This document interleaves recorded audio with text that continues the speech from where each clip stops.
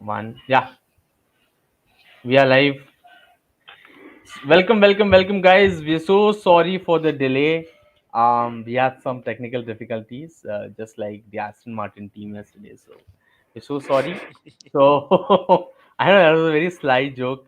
So we have with us Arsh today, and we have Kyle. So we have Kyle who's joining us from Dubai, and he's an F4 driver. He's recently raced for the Mumbai Falcons in the F4 Regional Asia Mhm. Championships. So hey man, hi Kyle. How are you doing? How's everybody doing? Doing good, doing good. So Thanks for having. Thanks for coming on the stream. Thanks for having yeah, me, of course. Pleasure to be yeah. I here. mean, it must have felt like an eternity waiting. Like it No, took us some don't time. worry So about it. My racing season is over anyway, so it's a relaxed evening. so I would just get on with it. I would start with Kyle. How would you rate the last race? Like, if you want to rate it out of 10, like how would it be? Like, was it too Well, boring, let's say exciting? everybody that I wanted to do well didn't do well. So probably a 6 to 7 out of 10. Okay, six is a fair number. Six is a fair number. Like, Yeah, so who are you it's there expected to or do well? thereabouts. You expect so? Are you a Verstappen fan? That I'm sensing here. I wouldn't say I'm a Verstappen fan, but I would favor him to win a championship over whoever else you would consider a protagonist, whether it be Leclerc or Hamilton. I'm a Vettel fan as well. I'm a Alonso fan, so clearly it didn't go well for any of the any of the Yeah. three. So I think everyone's Um. a Vettel fan. If you put it nicely, everyone is a Yeah. Vettel fan. Just I think Yeah. his nature is yeah, beautiful. it took a few years for that. Yeah, man. Like Yeah, fair enough. from being booed on the stage on the podium Mm. to being One of the most the loved guy has a characters of the different game. fan following. Yeah, yeah. If you like we wanted Vettel to have like a victory lap. If, even after the race, we were like, if we could have the scooter thing again. But I would say it the race had everything, but it just wasn't there.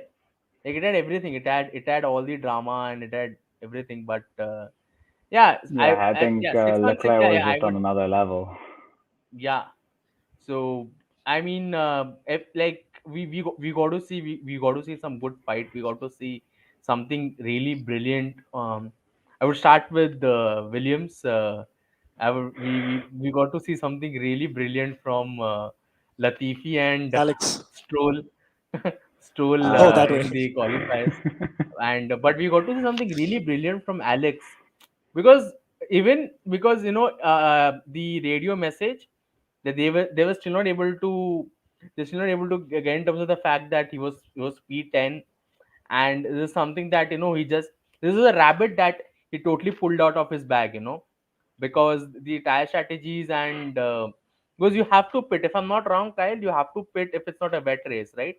You have to pit It's once not it's that you it's have to mandatory. box. You have to have two different tire compounds throughout a race. So whether that be soft and medium, medium and hard, hard and soft, it's got to be two tire compounds before you cross the start finish line. Obviously, that requires you to pit, but it's more the compounds that are mandatory rather than the pit stop.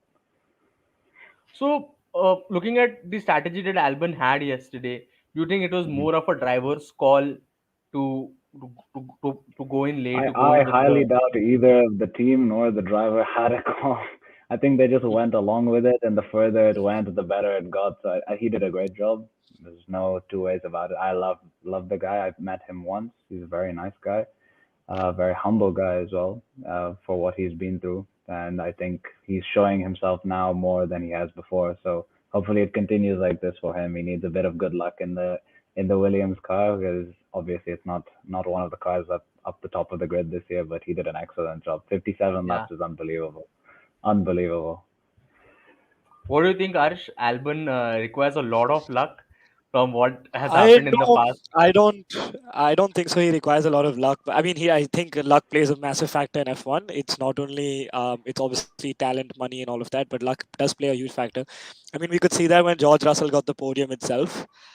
He said that post Mm. race that this was a bit fortunate, but this is a part of the game. Luck is a part of the game.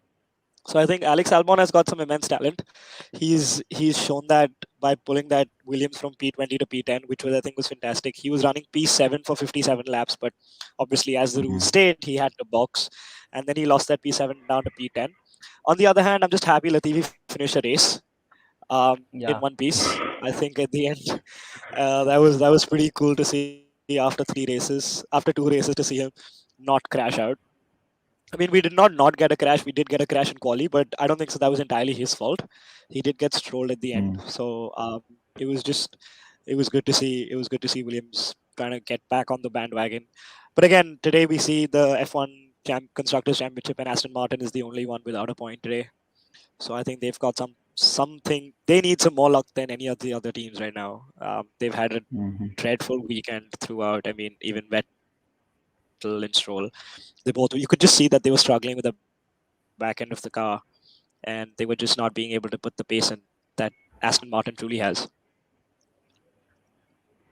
I think Aston Martin has a rocket. It's not a car. 'Cause I don't know, pointing the front end of the car. It's like this, dude. It's like it's so funny. Even they It had the is. car reveal.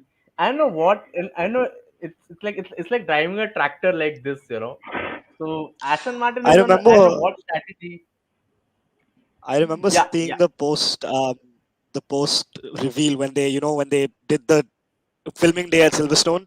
I guess even Kyle, you might have seen that, where they reveal Yeah. all the cars at Silverstone and they were doing those rounds. And I remember seeing the gap between the air, like between the ground and Aston Martin's front wing. And I'm like, yeah, these guys are not going to suffer from porpoising because their front wing is higher than their rear wing, which is kind of odd to see. But I don't think so that innovation played out very well in their hands. I think the Kyle, what main do you think? issue is you have the front wing so high off the ground, you get clean airflow going to the underflow, and obviously with the new flow regulations that you have this year, you're pumping in a lot of air, and in their case, a lot more air than you have from a team like Red Bull, a team like Ferrari. Having all of that air go through the floor and have obviously not having the same amount of downforce coming off the front wing because you have it so much higher off the ground. You're going to have the rear having double the porpoising of what you would have if you lower the front nose cone. So let's see what they do. Apparently, they have a lot of changes coming for Barcelona. It's supposed to be 50% a new car and all of this. So I love Aston Martin. I love the color. I love the drivers. So, well, one of the drivers. I'm yeah. not gonna say I'm a fan. I'm not gonna say I hate him, but Stroll is polarizing figure at best of times. But let's see what they can do. Let's see. I mean, if you compare, we have three paid drivers at the moment. We have Hmm. Ganuzo, then we have Lance Stroll, and then we have the Gotifi.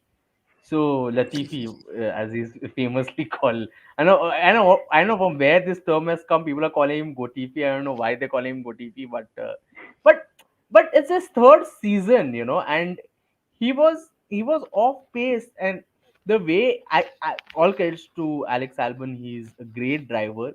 He's a much gifted driver, but come on, this is your third season with the team, and you have to buckle up. Like in case of Lance Stroll, I can clearly say he is a decent driver. Okay, all right.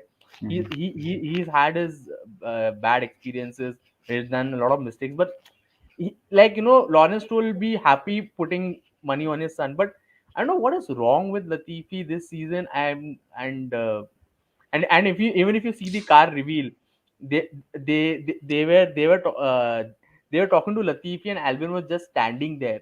And the Williams car reveal, if you just go back and see on YouTube, it's just so bad. It's like Albin is someone who's just there, who's just there standing, and Latifi is like Latifi is paid for the car, and they're asking, oh, so Latifi, what do you feel about the car? And the way he's been driving, I think at one point Albin was 10th and this guy was 18th. You're 8 places Yeah. behind your teammate, and this guy is someone who's just come into the team. The car is new, the setup is new for you, and he's And you were driving one year it out of so well. racing, and he Hmm. didn't Yeah, race for a year. so it, Yeah, he it was in speaks GT3 cars. volumes. Yeah, like this Latifi. To start with, last season Latifi was closing in on George Russell a little in qualifiers.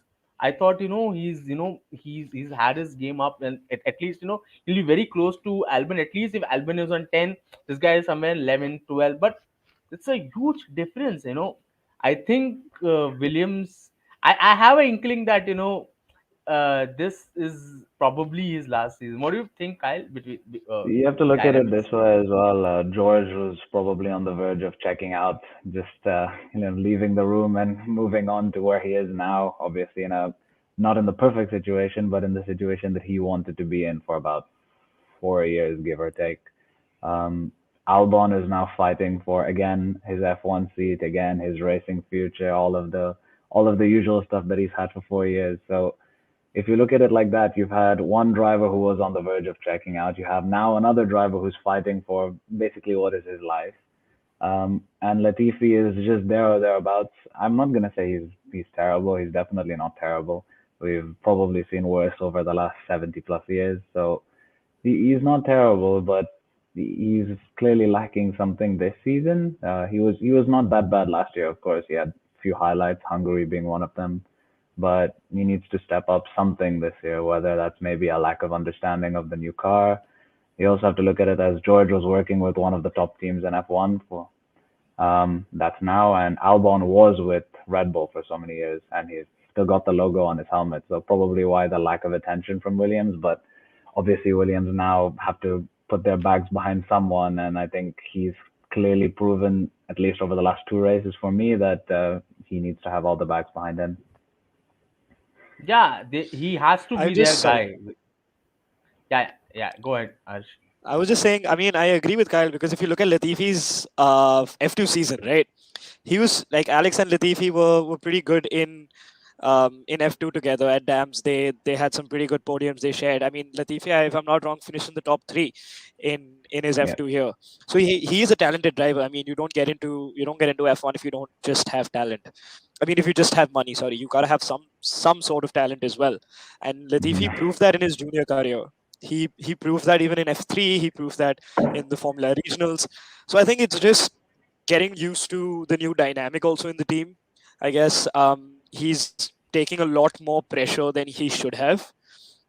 If you look at George, George was very clearly the lead driver with Latifi as his teammate, and that kind of eased out the pressure because George was more in the spotlight than Latifi. But now with Alex coming Mhm. in, a completely new lineup, I think Latifi was pushing way too hard to come into the spotlight alongside Alex, whereas Alex is just very quietly just doing his thing and getting off the mark well. Yeah. But I just feel like Mhm. Latifi is just trying way too hard to get that lead driver spot or try to at least be in par with his teammate. And they have Yeah. raced together in F2. They were racing together for Dams, and Yeah, we have Vineet in the chat telling us, yeah, he finished second in F2 in 2019. there you go. So Mhm. he's got good credentials, of course. Then so Vineet has been joining us.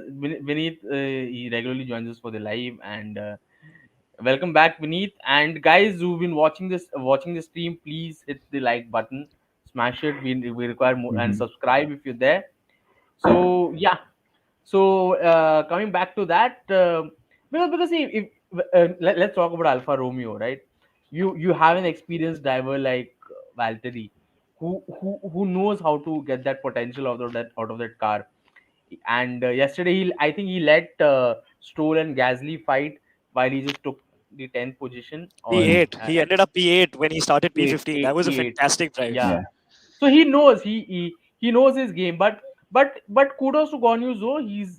I think he's not far back behind, and he's Just doing a P11. good. This being his rookie, yeah, this being his rookie season, it's not that that you have Bottas who's P8 and this guy is ending up somewhere 15, 16. What normally people would have expected from Guanyuzo, because even in his F2 days, he's someone who was not really that aggressive also, but who's a safe bet even when he used to drive Mhm. for Unio Virtuoso. So your take on the whole team dynamics with Alfa Romeo, Kyle? Bottas doing an excellent job this season. Obviously, we all know what he did in Bahrain was incredible, almost out qualifying both Mercedes, which would have been an excellent story to begin the season with.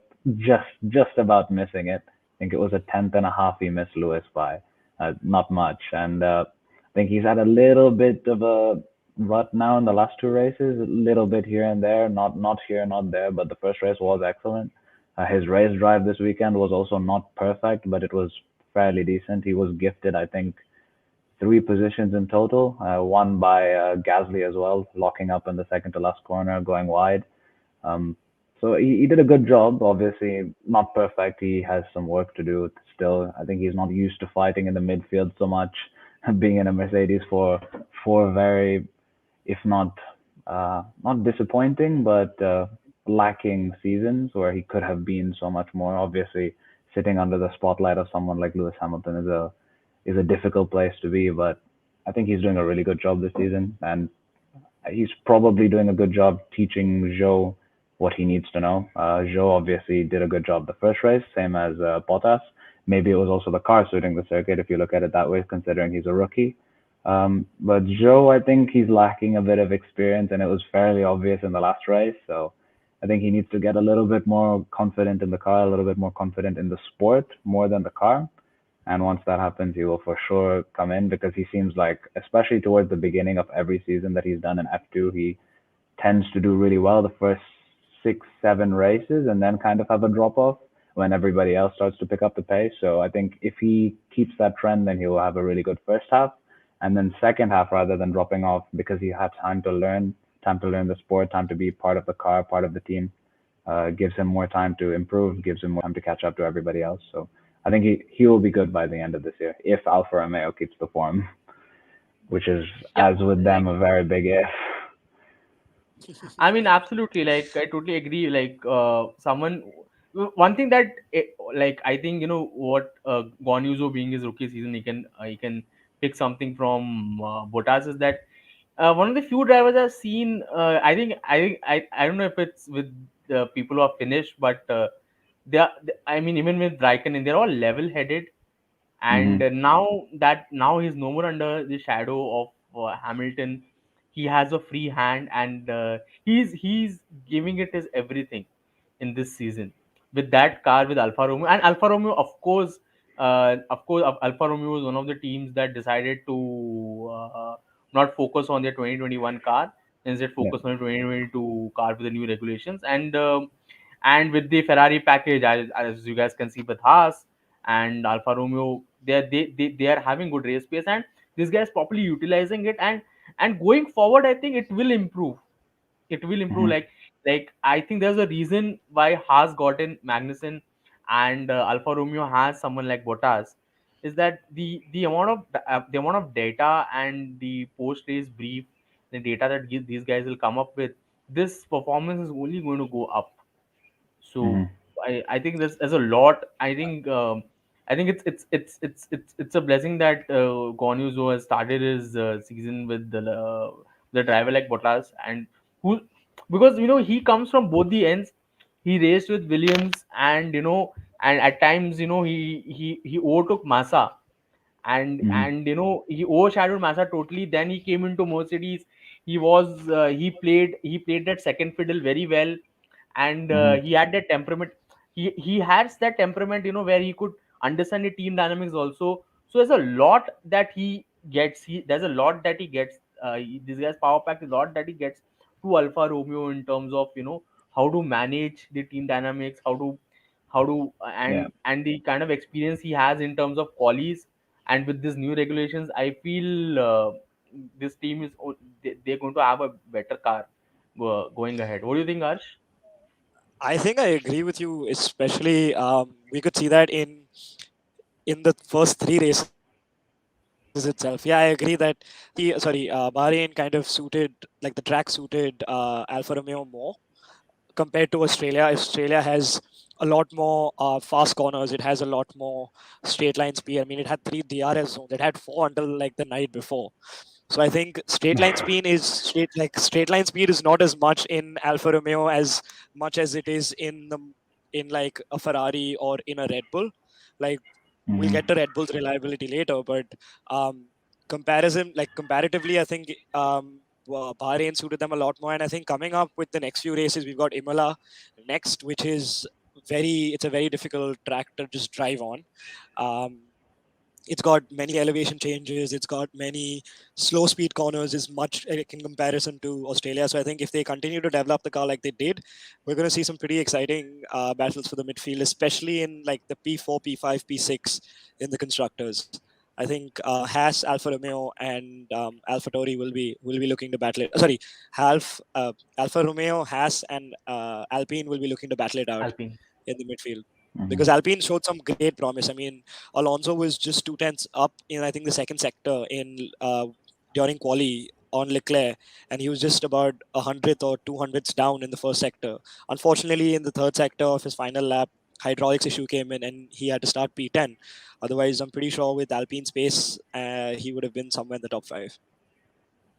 Yeah. Yeah, like you said, Imola being having slow speed corners, so this suits a team like Alfa Romeo. It So suits, yeah. they'll be going, yeah. So it's better suited for their car, and we have Dhaval joining us. So Hey, Dhaval. Dhaval, hey man, hi. So Dhaval is asking us, do you think Hamilton will get a podium in next three races? And we have Vineet telling us Imola, Miami, and Barcelona. That is predictions. What do you think, Kyle? We have someone. I We think have Dhaval. Barcelona has always been good to Mercedes and Hamilton, so that's a good chance for a podium. But let's put it this way: Verstappen finishes the race, Sainz qualifies well and finishes the race. Nobody else is finishing on the podium besides the Red Bull or Ferrari. It's a fairly clean slated year for them as it currently stands. I think Red Bull is making it difficult for themselves. Carlos is God knows where at the minute. I think he's on holiday because what he's been doing this year is not really what I would expect from him because I love Carlos, especially in his Yeah, me McLaren too. days. What he's done was unbelievable. So what he's doing now is a bit lackluster at best. So let's see where he comes. But Lewis getting a podium, even George getting anyone getting a podium besides Perez, Leclerc, Sainz, or Verstappen is going to be a difficult task.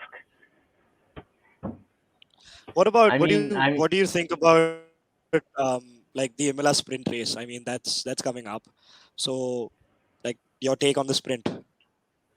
Leclerc fast and aggressive, Verstappen fast and aggressive. You have Carlos and Perez who are experienced. I wouldn't say Carlos is a veteran, but he has a lot of experience. Perez is very much a veteran, and he's also quick, as he proved the last two races, Mhm. qualifying just behind Max and on pole in the previous race. So how is anybody gonna make an indent into that? You're probably gonna get the two Verstappen and Leclerc flying at the front, and then them two holding third and fourth like it's no man's business. So I think behind that, obviously Alonso in the sprint races was incredible last year, as always. Lewis is gonna be smart and aggressive because he is the 7 times world champion on the grid right now. So he knows what to do. George Russell, we all know what he's capable of if he can get his race starts right. You saw Lewis as well, as I just mentioned in the Australian Grand Prix. His start was unbelievable. You're going to have Brilliant, Lando, brilliant. depending on how good that car is in Imola. Highly doubt that the McLaren performs well in Imola because it seems to suit Yep. faster corners rather than slower corners. Direction changes are not really the thing of that car. The Ferrari and the Red Bull will do well. Mercedes is a bit iffy. We don't know where their performance is these days. Can be fourth and fifth, could be fifth and 18th. So it's a bit difficult to tell, but I think you should be looking for Verstappen, Leclerc, Alonso, and Hamilton next weekend. yeah, because I think we're talking about sprints is that if Alonso gets that racing line well, and we saw Yeah. that last year, so this guy is someone who will just take off, because I think this format suits someone like Alonso. So Hmm. if he gets off well, he gets off well. So like I completely agree with you, and I think it's Verstappen and Leclerc all the way, and people following them behind, and unless or until Red Bull solves their reliability issues, which is like Hmm. the biggest elephant in the room right now. So Yeah. so guys watching the stream again, please like the stream, like hit the like button. I'll be bugging you guys in between. Please like Please the put in your stream. questions in the chat if you'll have any. Yeah, yeah. So we heard Vineet and guys watching the stream. So tell us your predictions for the coming races. So talking about like talking about Alpine. So there are I think let's. so Okay. Yeah, yeah, No, I was just saying if you wanted to move on, I was going to talk about McLaren because Kyle brought up McLaren.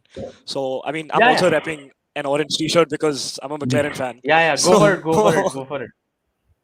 I just thought we'll bring up McLaren right now. I think McLaren had a pretty good race. I mean, not only a good race, they had a good weekend all round. They qualified P6, P7. They ended up P5, P6. I mean, yes, they were gifted a position. Not going to deny that. Hmm. But yeah, they showed some they showed some pretty promising pace. And think they started to get back. But yeah, like Kyle said, it suits fast corners. But again, you've got Miami coming up, which we haven't raced on yet, but it promises to be a fast Hmm. track. We've got Brazil coming up, that again promises to be an extremely fast track that we've seen in the past. I mean, we saw Hamilton go from P20 to P1 last year, and Hmm. Imola might be an iffy race for them. I don't see them qualifying anywhere higher than P10 or P8. But Kyle, I'd like to get your opinions on the upgrades that McLaren got, and how do you see them for the rest of the season? I like what they did this weekend. I like Ricardo's improvement considering he's missed a lot of drive time this year, along with Vettel, missing most of Bahrain testing. Sorry, all of Bahrain testing, having limited laps on the Friday and Saturday of the free practice for Bahrain. So yeah, I wouldn't place them very well this weekend as well because if you think about it, they had in the race they were gifted. In reality, you have to look at it three positions. Alonso qualifies well, he stays ahead of them because I think his pace in the middle of the race, if you don't look at degradation, was pretty decent. And Lando Norris post race as well, he mentioned that asking his engineer where Alonso was because he expected him to come through. So if you look at it like that, then there's also Sainz. Sainz didn't get a lap that was worth looking at in Q3. Spun the car on his own. That's the best way to put it. And Verstappen with the engine issues as usual. So how do you place them? You put three cars ahead of them. They're on the verge of not being in the points. In qualifying, they're qualifying ninth and 10th. So it's a bit iffy. Let's put it that way. They have done a good job with what they're given. Same thing with Mercedes. They're doing an excellent job with what they have. The drivers are doing an excellent job with what they have. They're working together on both sides of the case. Whether they can fix their issues quick enough to make this a season worth fighting for, or they move on because, as we all know, we have the aerodynamic regulations this year for CFD and wind tunnel time. So whether they want to sacrifice this season, move on to the next, we'll see. We'll see where they go with that. But at the minute, I don't think they're going to do very well in Imola. I love Lando. I've driven with him here in Dubai in karts. I think he's amazing as a driver and as a human being, but and Ricardo as well. Everyone knows he's the clown of the track, along with Lando nowadays. But whether they do well or not in Imola is to be seen. But I don't have my hopes bet on them. I think we have a fan of Kyle. We have Madison Blevins. Oh, it's like you're doing an amazing job so far, Kyle. And we have a question from in the chat. It says the new upgrades that Red Bull and Merc will bring to their cars uh, in the coming races, will it make it a lot more interesting? Like, anything that Ferrari has to lose with the upgrades.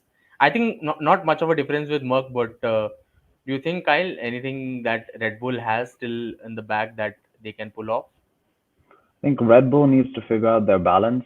Verstappen's been complaining about it for the last two races, whether the car has a bit too much front, a bit too much back. It changes balance depending on which direction the weight goes. Transfer isn't right. So let's see where Red Bull goes with that. Perez is obviously a lot more experienced, so I think he's coping with the problems a bit better than Verstappen is. Obviously, he likes the car, finishing second, polling in Saudi Arabia. So I think he's not doing a terrible job. He's doing a really good job this year. Yeah. He's doing exactly what they're paying him for this year. I think last year he was showing glimpses of it. This year he's been really good.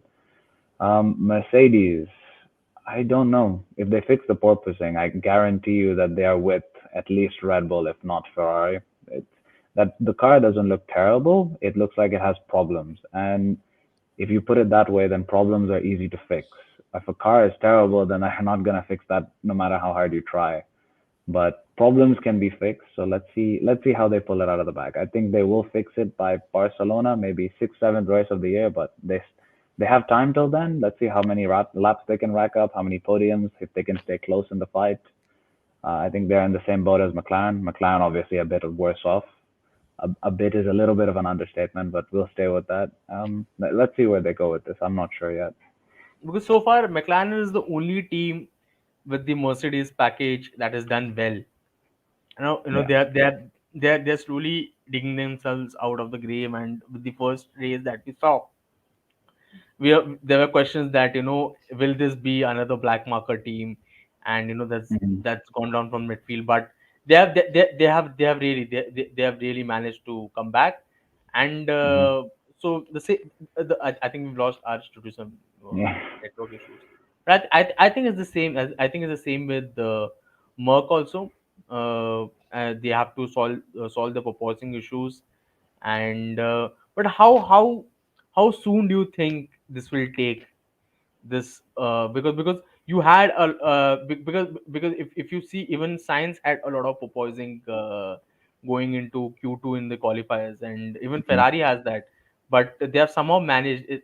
They have somehow managed to kind of package the car well. So but what specific issue does Mercedes have, do you think, and it'll take time? How much I time do you don't know think if they'll it's a take? suspension issue. Maybe it's the way they've designed the floor. The side pods being smaller means you have a lot more overbody downforce coming from the top of the floor. So I couldn't tell you, to be honest. I don't really study aerodynamics, so I just know from what I read, what I watch. Uh, I don't know where they go with this.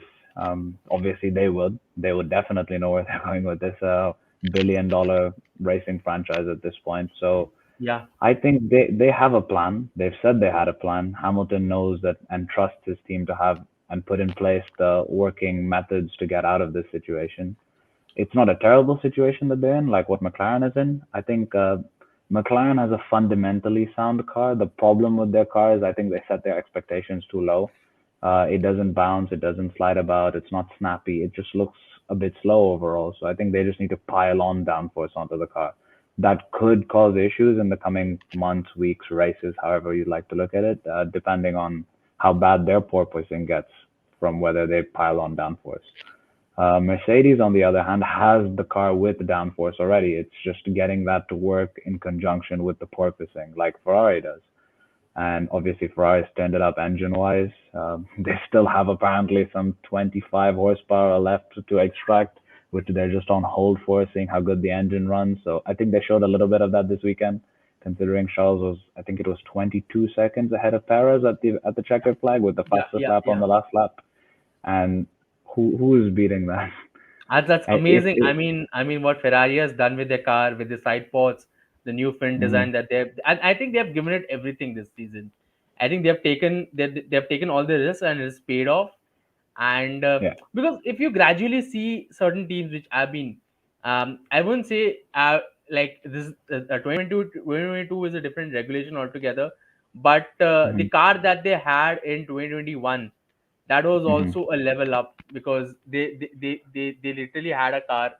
And that speaks a lot about a team, the team. mhm. They had that hunger in 2021 also. And after the summer break, the way they performed, and no one expected them to be third in the Yeah, championship. the But the they car were. they had last year, if you look at the tracks that they performed well on, was tight, twisty circuits. Whether it be Baku or Monaco, that you want to look as the prime examples, two pole sitting laps, one podium, and one could have been again. Well, you think he finished fourth, Leclerc, and Sainz was second in Monaco. Leclerc obviously not starting because of a gearbox issue, if I'm not mistaken. Gearbox or driveline, I'm not It familiar was a with what the gearbox issue was. issue. He crashed, and the gearbox was Yeah. not being able to restart Okay. So because they couldn't if you risk look at it that starting way, P20 on the grid. yeah, obviously in a track like that it would be impossible. But I think Exactly. if you look at it that way, the car they had last year was incredible in low speed corners. The more downforce they piled on, the better the car worked. Obviously, they still lacked engine performance. You saw that in Monza. They only got up the field with strategy, with racecraft from Leclerc and Sainz. So I think they have the potential to do well this year. It depends on again how much downforce they have this weekend in Imola. Let's see how they do. I would love them to win a race in Italy. I think it would be amazing for the tifosi. And I'm a Ferrari fan, even if I'm not the Yeah, biggest man, that's Leclerc great. fan. I'm a Ferrari fan. Everybody is always a Ferrari fan, no matter what they Yeah, say, because the red is just the most beautiful color in the world. yeah, So let's see absolutely, how they I do this think absolutely. weekend. when you say F1, you think Ferrari, and when you think Ferrari, you think Yeah, F1. Yeah, yeah. it's that close. Because even with what they did in 2018, and we still don't Hmm. know what happened. So they Hmm. have so much equity in this game that you just can't let them go, because Hmm. that's a big identity crisis that people have with Ferrari if you remove Ferrari out of the equation. And I'm seeing memes. People are like, forget the drivers' championship. We just want Leclerc to finish the race in Monaco this year. That's like the Yeah. biggest. That's like the biggest thing that people want. Like forget the drivers' championship. We are okay if he doesn't get that. We just want him to win at Monaco, because Hmm. that's really heartbreaking, man. I don't know what's with Leclerc and Monaco. So I think we I have think someone in the, yeah. it's been 4 seasons, and he hasn't since his sober Yeah. days. I think he hasn't been able to finish his home race, which I think is It pretty was sad.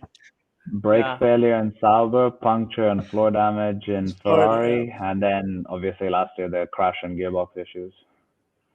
I think last year we had this theory that they should tie limbu and mirchi to the they should tie a lemon and chili to the car just to increase the downforce. I know, and it sounds stupid. See, we are from so Kyle, we are from Couch Pundits. We know nothing about Formula One. We're just fans, so you can expect such jokes from us.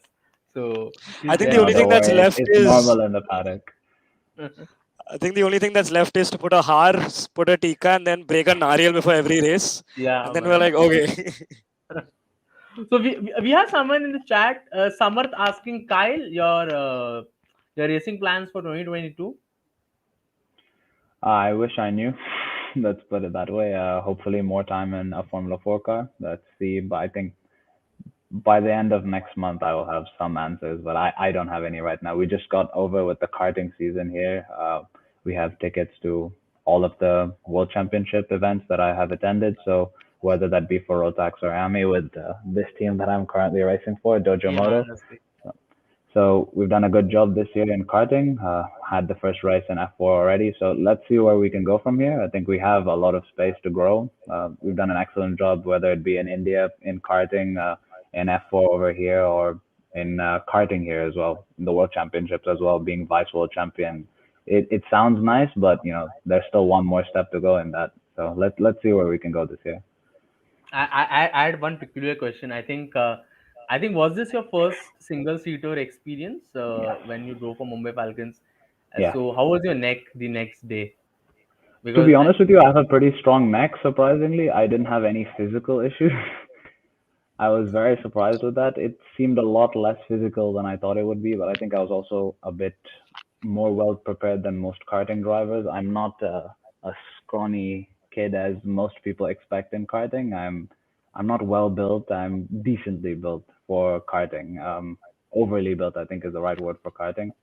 So it didn't feel that bad. I think the only thing I struggled with was my left foot. okay, The braking, because Yeah, the very braking much I've so. heard is it's pretty hard. Even in like when you go from even I mean you go from Formula 4 to Formula 1, all of the Hmm. braking zones are pretty hard because I mean when you just slam the brakes, your left leg, it takes pressure on your knee, and then at the Hmm. same time you're taking a few G forces into your neck and you're cornering at such high speeds, it's Hmm. going to affect your legs. I don't blame you for that. But I think it's still pretty cool that you were not able to feel Yeah, any neck physical I was pain. very surprised by that. we had Magnussen complaining about Literally. next. Yeah, man, Yeah. we had we had Kevin complaining about that. That's where the question stemmed from, because a lot of drivers I meet, they're like, when you get into a single seater for the first time, it's really tough. But how was the whole experience going forward? I mean, so you drove you drove the race, or you were in the practice? No, we did the race weekend. Unfortunately, we didn't get any testing time, so it was just whatever testing we had with the race weekend. So free practice. I think it was a total of 3 hours, 1.5 hour stints on 2 different days that we had as testing. So racing against the kids that had about 1,000, 2,000 laps under their belt already was a bit difficult. I enjoyed it a lot. To be fair, I think in my opinion, I think I could have done a lot better than I did. But I always tend to set a high standard for myself because no matter what, I somehow end up disappointing myself. So if that makes everyone else think that I did good, then that's more than happy for that. But I think I could have done a lot better. I think the team did a great job with all of their drivers that weekend. Mumbai Falcons also did an excellent job in the Formula Regional Asian Championship that was happening Yeah. at the same time, This is the dominating that second as well. season and they won it. Yep. Yes, Uh, Arthur Leclerc and Jahan Daruvala the previous year. yeah. No, no, no. The And there previous was year was Kushmani. Kushmani and Ah, Kushmani. yes, Jehan, And and I this year think it was Arthur Leclerc, Oliver yes, Bearman, and Sebastian Montoya.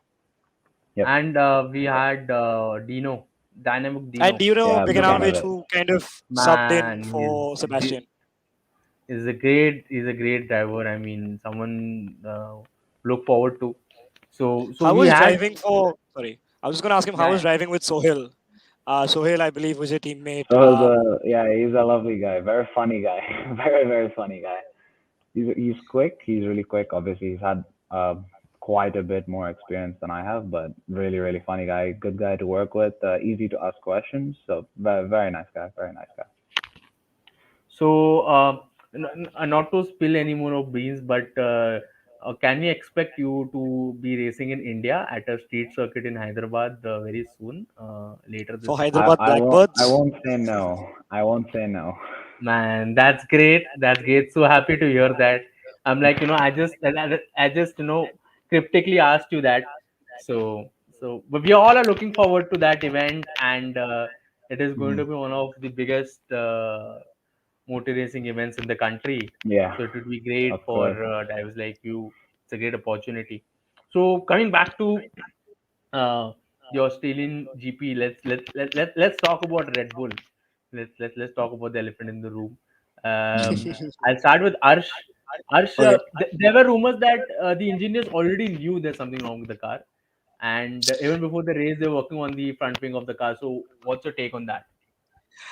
I think there are rumors. I mean, there were rumors that Australia would bring in a new rail. Sorry, Mercedes would bring in a new rail wing to Australia. That didn't happen, right? So I think, yeah, I mean, a lot of these rumors come around that Red Bull knew about. Yeah, there were issues in the car. I mean, even. Uh, I think you just can't reveal them on radio itself. I mean, even when Checo asked his engineer that, "Hey, what's wrong with Max's car?" He very subtly said that doesn't concern us. Just continue your race. So I think about the rumors, I think we can just push that aside. But um, where you come to reliability and the front wing, I don't think as much like the front wing had as much issues as the powertrain did. I mean, you've like the powertrain has been having issues since the very first race itself. We saw Checo spin out towards the end of the race at turn 2 in Bahrain. We saw another DNF by Checo in Jeddah. So it's pretty difficult to understand where they're going wrong in the powertrains. It's very difficult to understand whether, I mean, they are a new unit. You've Red Bull are an energy drink manufacturer. They don't make engines, man, at the end of the day. So it's difficult to kind of adapt to having a completely new department in your factory. I think it's still going to take a few races to develop as development goes by. Hmm. But I think Red Bull having the expertise from Honda, having the expertise from the people itself, like Checo and Max, they'll overcome the reliabilities pretty soon. But it's not Red Bull to see 3 DNFs in 3 races. Mm. Yeah, over to you, Kyle. Uh, I think I'm a fan of Perez, especially. I wanted Verstappen to win the championship last year, even though the way he did it in which was controversial, but I still enjoyed it. Um, how do you put Red Bull into words right now? I think what you said earlier, elephant in the room. I think they're the bull in the room. I think that's the only way to describe them right now. Quick and fragile. Yeah, That's the because easy summarization. they have had engine reliability issues, and having an engine reliability issue doesn't go well, Hmm. especially and this is of course an Honda engine that Honda had promised to develop and They, and I think our post is Horner was talking about some parts that they were supposed to procure from Japan, and there was some delay. And even after the qualifying session, Max wasn't too happy with the car. So going into the Mm-hmm. race, I felt that they were a little, underconfident, and Max was nowhere near Leclerc. Like in Jeddah he was, but this race he was nowhere near Leclerc. So I don't know going ahead how will they manage the whole, because there have been rumors that they have been poaching people from Mercedes, and Mm-hmm. they've had some people from Honda joining them, and they're building a separate factory altogether for to develop engines. But that'll take Mm-hmm. some while for the whole infrastructure to come up. And but you could see that concern that Perez had. I think it was the backlash that they had in Bahrain, that what happened to Max, because that exactly happened to Perez.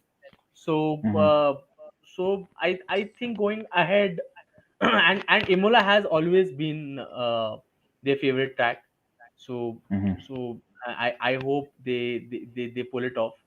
So any more questions that you had, Arsh?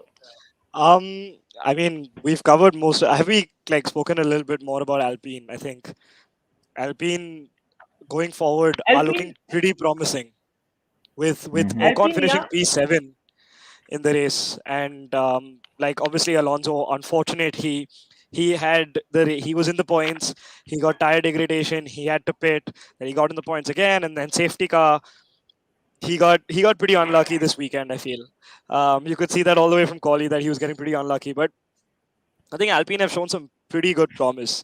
Just wanted to know what you guys think about the new Alpine, BWT Alpine, sorry, the new BWT Alpine going forward with Yeah, a new engine, a new the Pink Force India slash. car. So I had seen that there was a meme. Okay, so like BWT, whoever is like BWT sponsors, the teams go down. So they're like, BWT is like when Satan enters Force India, they go down. Then they they Well, enter they Racing did Point, well they with go down. But Racing Point. yeah, but they worked really well with Racing Point, and going ahead, I think we got to see in second half of 2021 also the car was performing really well, Mm-hmm. and there's a good combination. I did not expect the what we saw in Jeddah between Ocon and Alonso, but that was a treat. Whatever they must have fucked up the race strategy, but that was a treat Yeah. to the eyes, man. Like Yeah. seriously, they're racing each other madly. But I think if you look at Martin Budowski, who was their team principal last season, so I think when you talk about a team principle more than the strategy, there are people for strategy. Then I think it's people management that matters. And with Otmar coming in this season, I think we would see them fighting for the podium also, because the car certainly has pace, and Mm-hmm. they're at par with Mercedes at times. So Mm-hmm. we have someone like Alonso who's always pushing. So what do you think, Kyle, on on Alpine's chances going ahead this season? Alpine's quick in general. I think it was 12 seconds was the time they lost letting Ocon and Alonso fight in Jeddah, which completely destroyed both of their races. A very pointless exercise, in my opinion. Uh, I can't be one to say, obviously, I'm not at that level yet, but even in karting, you don't see that level of fighting for a position that you know you can go forward in. So I think a good example for me myself would be in the World Championships when we raced in Bahrain. It was the top four, and we were at points 2.5 seconds ahead of everyone else, just the top four, and the top four was within 2 tenths. And that's how it was until the second to last lap, and then we started fighting. And that's we're not in the same team, but it's personal gain and a overall gain rather than all of you losing time. In this case, they're teammates. In this case, they're very good friends, as we've seen last year. Yeah, I don't exactly know what the logic was for letting them fight last race. To be honest with you, I think Otmar has a knack for letting Ocon fight whenever he's team principal. just go off, right? I mean, Yeah, so I like Ocon. I like Alonso a lot more than I like Ocon because I grew up being an Alonso fan. So I don't know what the logic is. I don't know what was going on in that garage on the strategy that Alonso had either. Uh, there's a lot of question marks around them. They're supposed to be doing really much better than they are right now. I think them and McLaren are a bit disappointing in the midfield wise. I think Aston Martin was everybody knew and testing already that they were not anywhere. I think McLaren and Alpine are the ones that are disappointing us right now in the races. They can be quick. This weekend was a great opportunity for them to be quick. Ocon didn't execute what he was doing perfectly. Alonso, we know where this weekend ended. It ended before he finished his quali lap, obviously. So let's see. I think he has potential. I think they will be quick in Imola. So let's see where they go from here. And we have our moderator in the chat telling us that Leclerc was so fast he could have pitted, and he could have gone for a pee and come back. So that fast.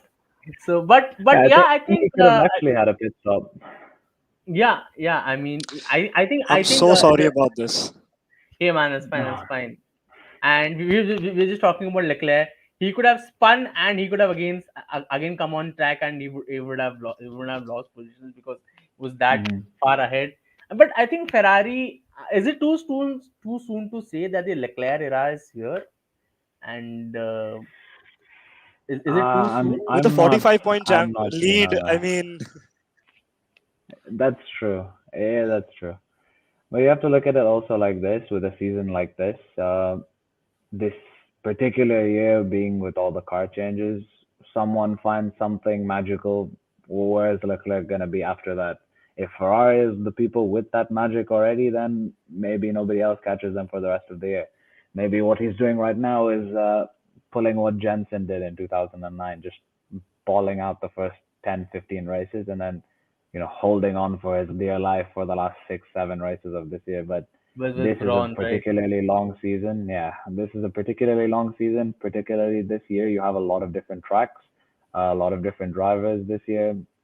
Leclerc tends to be more aggressive than Jensen was in his racing days. He was much more calculated than right. what Leclerc tends to be. However, you've seen Leclerc race this year. Extremely smart. What he did in Bahrain and Jeddah, almost pulled it off in Jeddah. I think another 2 laps and he'd have got back ahead of Verstappen if Verstappen let him let him pass. Let's put it that way. But I think he's gonna. I think as much as I wouldn't like to say that it's already done, I feel like he's going to put it in cruise control at some point, and that's going to be with this form, and he's just going to keep excelling. I think science needs to catch up, and no matter what Red Bull does at this point, constructors wise, they are so far behind, and not only constructors wise, Verstappen is I think fifth in the championship now, if I'm not mistaken. Yeah, he's only on One of you, 25 Yeah. points because he had 2 yeah, DNFs, yeah, So exactly. So whereas I think Leclerc is on like 74. yeah, I think looking at the season, that's we have still so many days to go. But Red Bull again with the engine reliability issues, and what Max said after the race, that completing a race seems like a task now. So that's a very big statement coming from him. So if they don't have any reliability issues, and they solve the issues that they have with the car right now, we can see a good competition between Red Bull and Ferrari, and if not, Ferrari just takes off. So I think that's all from our end. Thank you guys who joined the stream today. Thank you, Kyle. Thank you, Kyle, so much for of course, thank you guys for having joining me. us, and we would love to have you in future also. So thank you so Yeah, of much. course.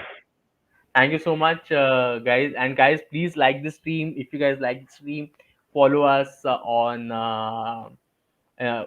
follow us on Couch Instagram, Pundit Couch Sports, Pundits. Instagram. Follow Kyle and Arsh on Instagram. We have their Instagram handles in our bio. Thank you so much, guys. We'll be back soon with the Thank Imola you very podcast. much, guys. Have a good evening. Thank you, guys. Thank you.